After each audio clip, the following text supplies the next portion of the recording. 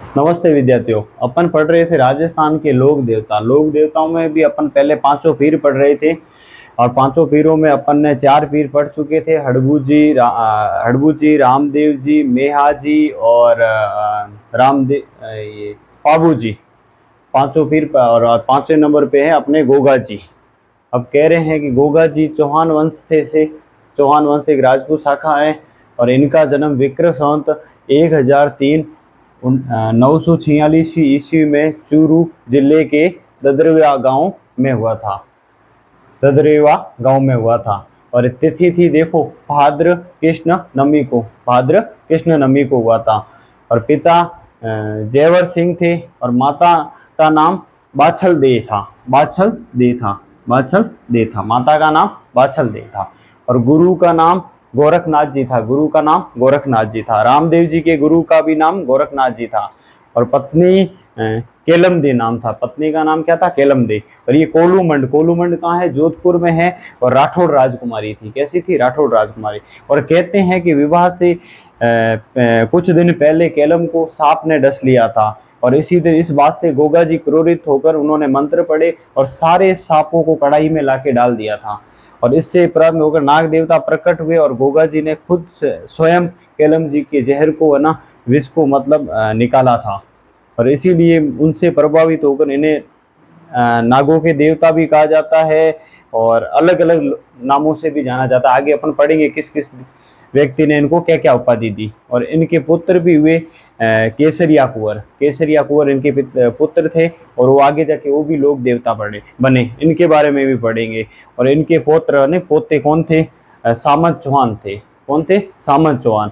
अब कहते हैं कि गोगा जी के भाई थे चचेरे, अर्जन और सर्जन और मोहम्मद गजनवी। इन्होंने है ना गाय चोरी और उससे गोगा जी और इनके बीच में युद्ध हुआ।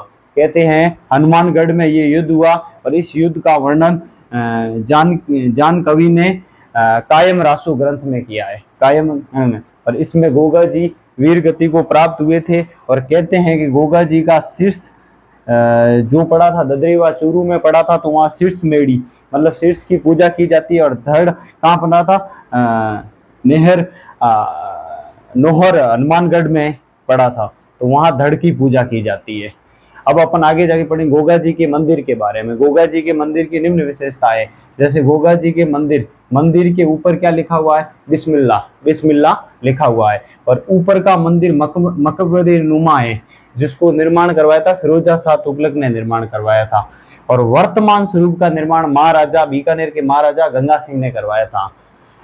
और ये मंदिर मुख्यतः हनुमानगढ़ में है, हनुमानगढ़ में है। और गोगा मेड़ी हनुमानगढ़ में है। और इस मंदिर की एक विशेषता है कि इस मंदिर के पुजारी हिंदू भी होते हैं और मुसलमान भी होते हैं। ये कायम खानी मुसलमान होते हैं। कहते हैं कि ये कायम खानी गोगा जी चौहान के वंशज थे। इन्होंने मुस्लिम धर्म को अपनाने के कारण ये कायम खानी मुसलमान भी इनके पुजारी माने जाते हैं। और आगे अपन देखो, कहते हैं इनके उपनाम जहर पीर। जब इस युद्ध में ये इनकी मोहम्मद गजनवी और गोगा जी के बीच में ये युद्ध लड़ा गया, तो इस युद्ध में इन्होंने मोहम्मद गजनवी ने ही इनको जहर पीर की उपाधि दी थी। और इन्हें जिंदा पीर भी कहा जाता है, सांपों के देवता भी कहा जाता है या गोगा पीर भी कहा जाता है। और किसान जब हल जोतते हैं तो 9 राखी के धागे बांधते हैं, तो इसे गोगा राखड़ी भी कहते हैं किसान। और इनकी घोड़ी नीली थी, जिसे गोगा बप्पा भी कहा जाता है। और कहते हैं गोगा जी का मंदिर अधिकतर गांव में खेजड़ी वृक्ष के नीचे होता है और इनमें सांप की मूर्ति होती है और व्हाइट संगमर की मूर्ति पर सांप का फोटो होता है, सांप की प्रतिमा होती है। अब जागरण में डमरू आदि यंत्र का प्रयोग किया जाता है और इनका नृत्य सांकल नृत्य होता है। जैसे थाली नृत्य बाबू जी का था, इनका सांकल नृत्य था। और इनका मेला भरता है भाद्र कृष्ण नवमी को हनुमानगढ़, गोगा मेड़ी हनुमानगढ़ में मेला भरता है। और ये अपने पांचों पीर आज खत्म हो गए, समाप्त। और अगले देवता अपन तेजाजी महाराज के बारे में पढ़ेंगे और राजस्थान के जितने भी लोक देवता उनके संपूर्ण अध्ययन करेंगे। और राजस्थान की इसके बाद अपना अगला टॉपिक रहेगा राजस्थान की लोक देवियाँ। यदि आपको अच्छा लगा तो ज़्यादा से ज़्यादा शेयर करना। धन्यवाद।